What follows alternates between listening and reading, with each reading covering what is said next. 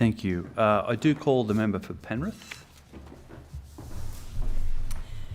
Thank you, Speaker, and I would like to acknowledge the presence in the House here today of the Honourable Emma Hurst, MLC, and thank her for bringing forward this bill. And I'm very, very happy to speak in support of the Crimes Amendment Animal Sexual Abuse Bill 2024 in its current form. The bill closes gaps in the criminal law by ensuring abhorrent conduct is criminalised while preventing legislative overreach and unintended consequences. The government is satisfied that the bill now provides clear, enforceable offences that target exploitative behaviour towards animals without capturing legitimate animal care activities. The government's amendments were informed by extensive consultation with legal stakeholders, veterinary and agricultural representatives, law enforcement, prosecutorial services and other key government agencies. Those consultations identified practical and legal concerns that required refinement and produced amendments that improve clarity, reduce ambiguity and promote workable enforcement. The collaborative process ensured the bill is both principled and practicable. The bill modernises the criminal law relating to animal sexual abuse by introducing a new definition of animal sexual abuse in proposed section 79AA of the Crimes Act 1900, and by replacing the current offences of bestiality and attempted bestiality with offences of animal sexual abuse and attempted animal sexual abuse. The new definition captures penetration to any extent by a body part or an object manipulated by a person, together with other specified conduct, addressing the limitations of the common law definition that previously only captured specific sexual acts and left serious conduct unprosecuted. The reforms ensure the criminal law reflects contemporary community standards and provides appropriate deterrence and accountability.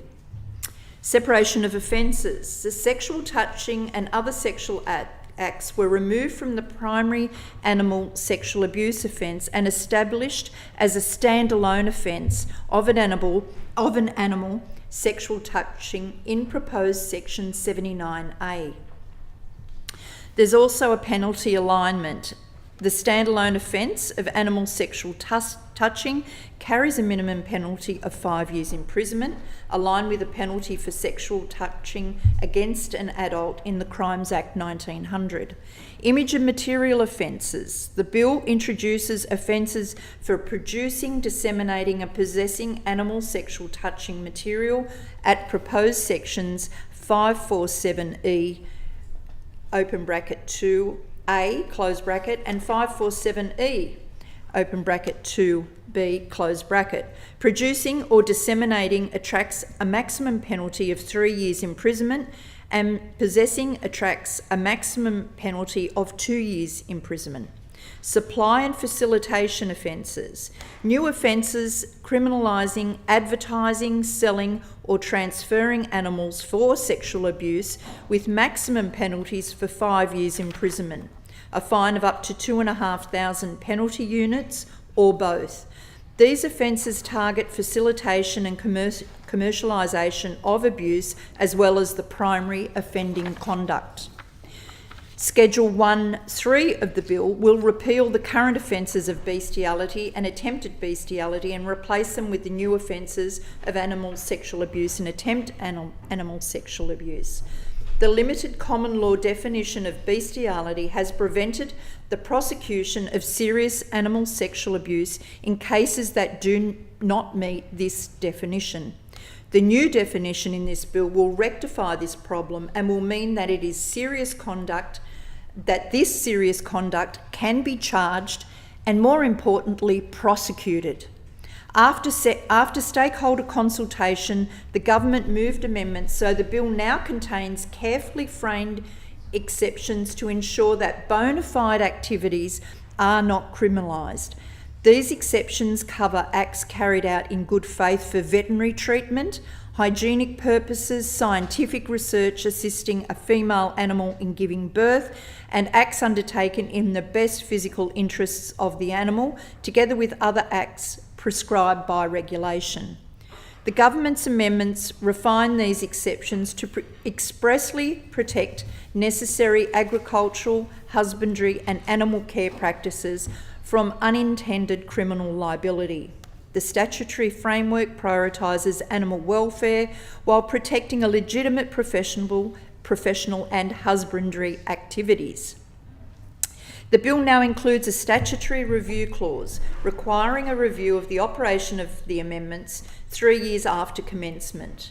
The bill will commence by proclamation to allow agencies sufficient time to complete preparatory work, including the training of police and prosecutors, updates to investigative and prosecutorial systems, and changes to operational policies and procedures.